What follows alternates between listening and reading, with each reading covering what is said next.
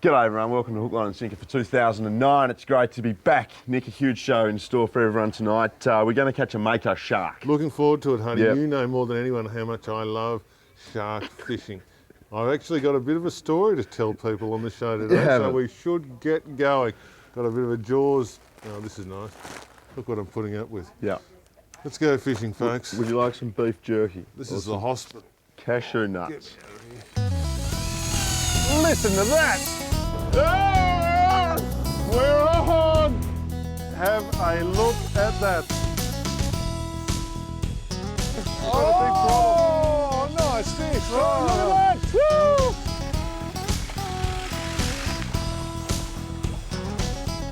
And I got him! No, I'm having a tug of war with a seal. Oh no! Historic Low Head on the southern shores of Bass Strait is the Mitsubishi destination of the week, and for 150 years sailors have been plying these waters in search of Mako sharks. It's also the perfect spot to soak in a bit of history in the mighty Mitsubishi Triton. Mitsubishi Triton, tough enough for work and play.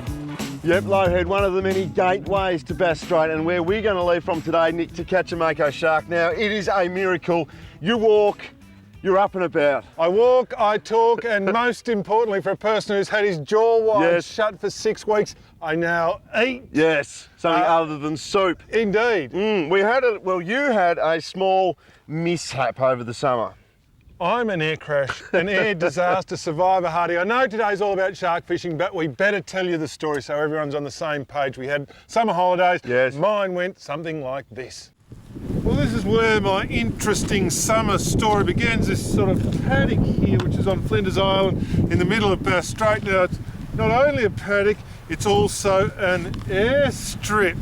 And I was here with my elderly father, who built his own aeroplane. We took off from this paddock up this hill here, and the takeoff was fairly ordinary.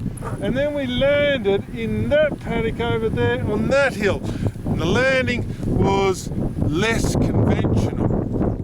Now, the best way to demonstrate what an unconventional landing it was is to look at the aeroplane. This is the hangar where it lived.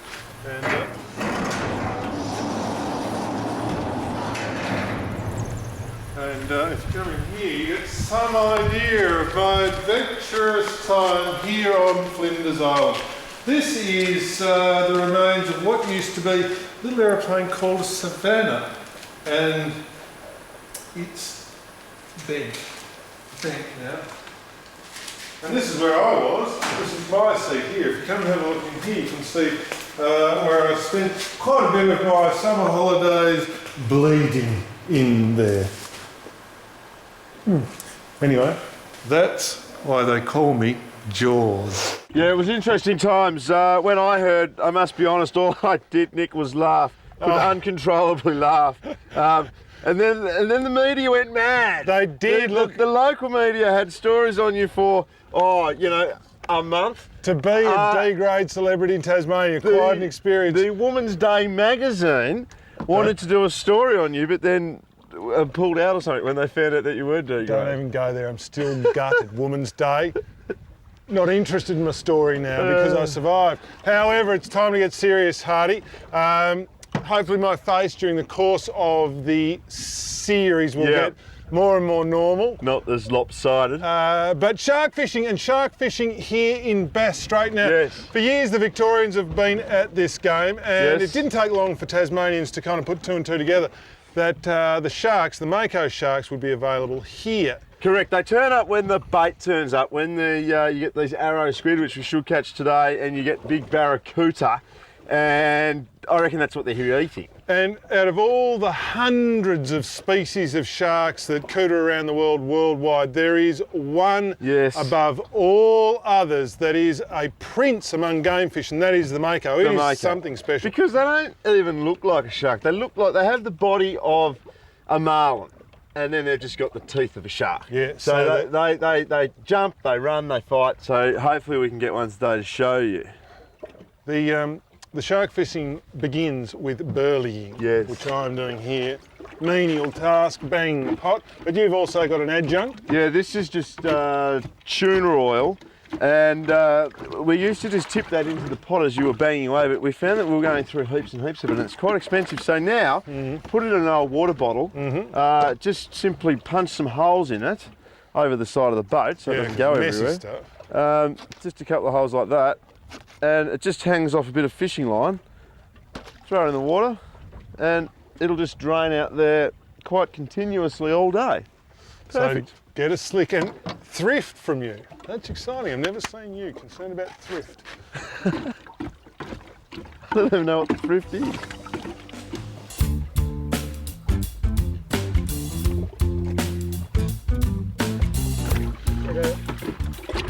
So banging the burley pot, which is a big part of shark fishing, and it's pretty important that you keep giving it a tap every now and again because you want your burley to be a continuous sort of stream out the back of the boat. So if the shark finds it in very thin concentration, he follows it up as it gets more and more dense. The other thing that it does is, because we're using a burley pot and a masher, you get very small bits which stay up on the surface and the oil which creates our slick along the top, but also you're putting out larger bits which sink to the bottom, so you're in fact creating a curtain of burley through the ocean, so anything that swims through here should get into our trail. The other thing we've got today is a perfect day. It's kind of flat, but we've also got little 5 knots of breeze, and that's giving the boat a little bit of drift, and you want that obviously because you don't just want to burley the one spot, you like to move a little bit. So it all looks good. All right, we've got our first fish of the day on, Nick. Yes. And while you're pumping away, I dropped a bait to the bottom. Yep. I guess the target species would be big flathead. Yeah. You know, if you can come out of a day's shark fishing with a dozen or so big flathead, then that's a good result. But what this is also doing is bringing fish up from the bottom and creating activity. Activity, and we all know what activity creates. It creates, well, something for the shark to just come and sort of check out. The panicked impulses from the fish as it kicks and stuff, spreading all over the ocean, and along with our burley, creating an irresistible field for the shark, supposedly. A shark has to turn up today. Has to. What are you calling it for? I'm calling it for a gurnard. Oh, good. Which are not a good thing to catch. No. But you've just got to get through those. They're quite spiky and they'll put you in hospital, old man. Yeah. You know. Although. Wrong colour for gurnard. No, it's a big flathead. Oh, nice. Yes. Now that's good. That's a nice That's fish. a terrific start. Look at that. Fantastic, because like you say, you know, shark fishing generally when you are out off the shelf you don't catch much else. No, and shark fishing also boring. Yeah. Horribly boring. Can be, yeah. Because you've got to give your trail a few hours, a couple of hours, 2 hours, 3 hours, more, and you're just waiting around. But if you can be catching things like that while you're waiting around, then it's all good.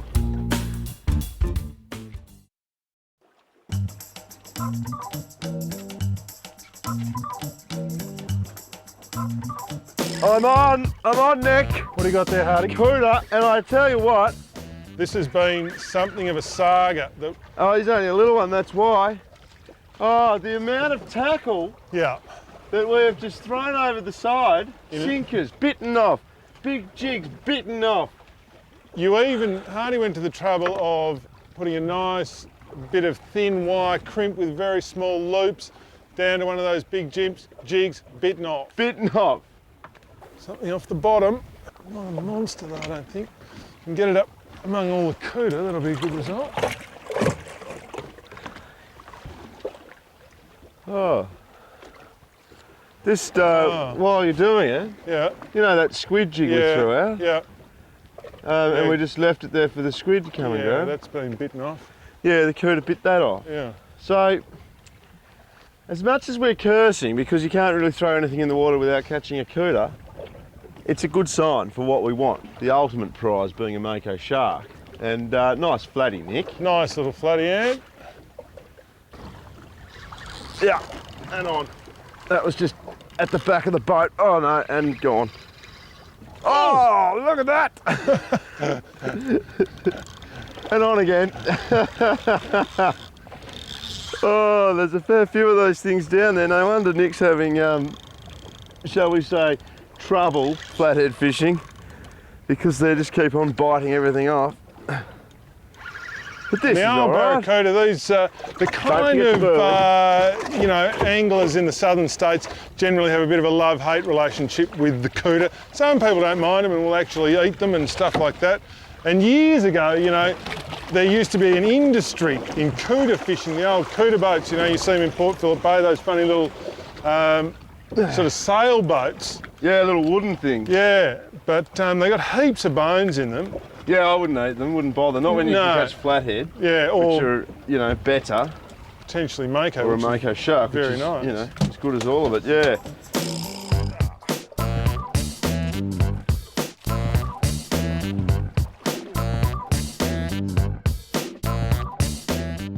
All right, well, oh, look, oh, it's battling squids, krakens of the deep. This is the second part, oh, don't squirt me, to our food chain equation. That is the arrow squid. You can see why they're called arrow squid, because the little wings on them shaped like an arrow's head.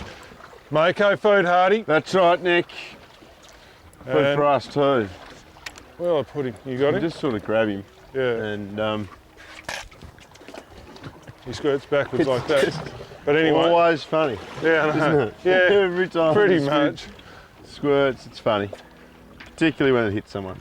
It's, yeah. Dog bites man, man bites dog.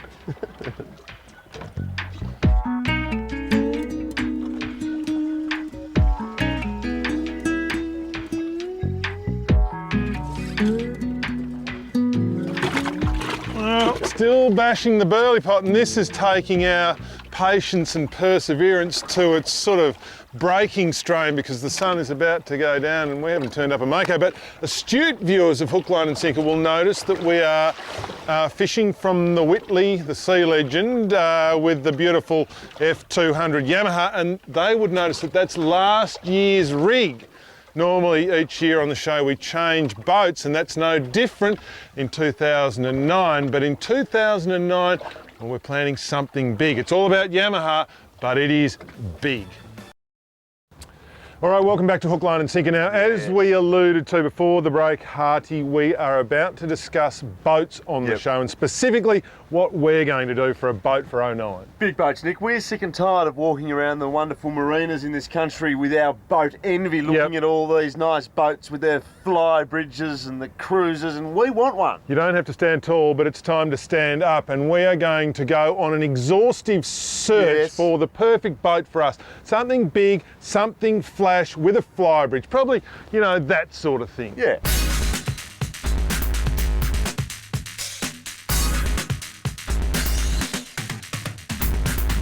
The exhaustive search for our new vessel took us to marinas and boatyards all over the country. Then we made a very sobering discovery. Large, impressive Flybridge boats cost a lot. Heaps, in fact. So that got us thinking about what about taking an old, unimpressive, cheap boat and transforming it into something magnificent. Welcome to Yamaha Project 350. Unleash the beast. Yamaha Project 350.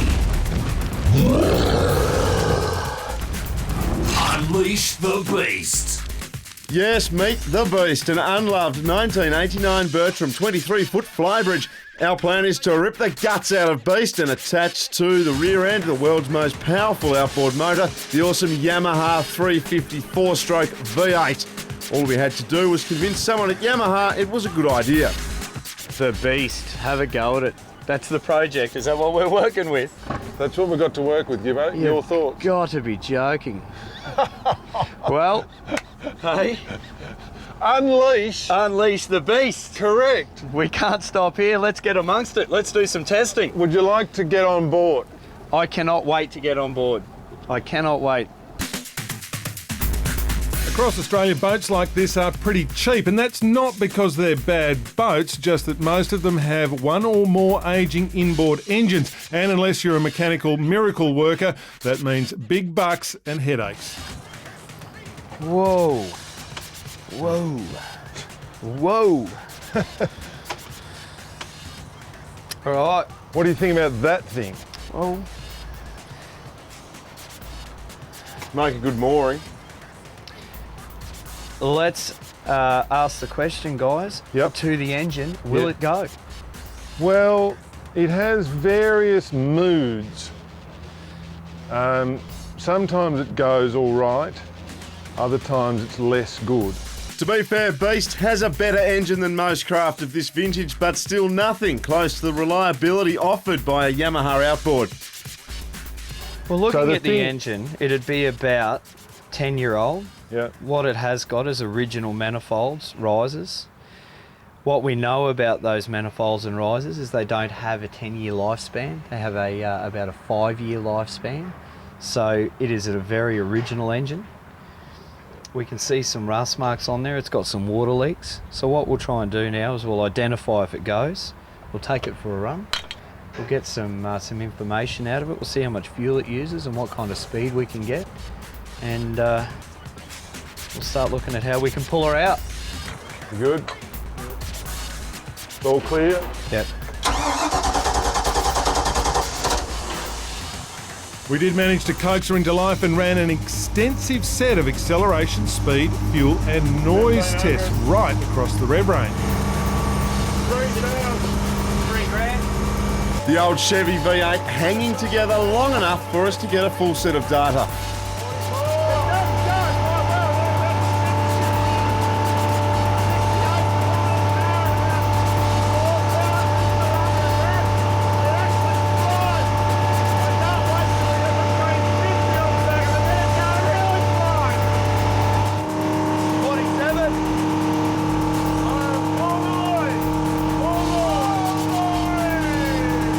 Full noise returned a healthy 37 knot top speed while sucking down a lazy 95 litres an hour of unleaded fuel.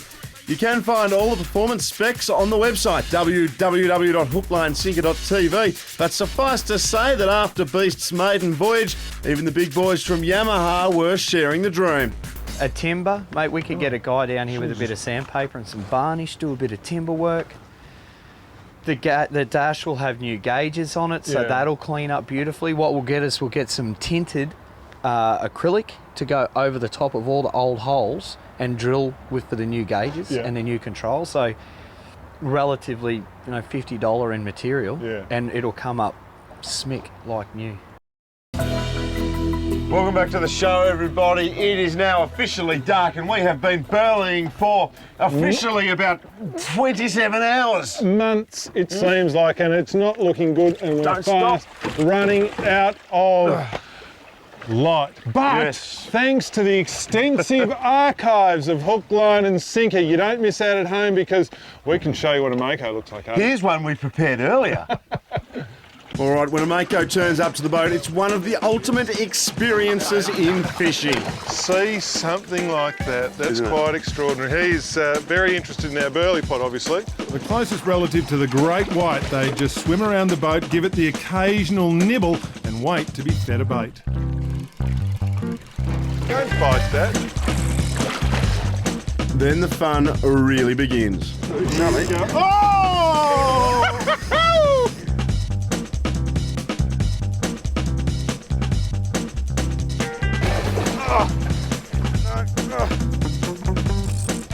Always remember, when trying to land a Mako, they have big teeth and can very easily bite your hand off.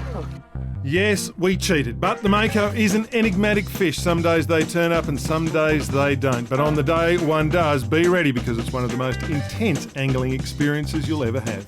Makos are pretty prolific in Bass Strait during summer and autumn. If the water is blue and over 16 degrees, throw in some burley. You just never know what might turn up.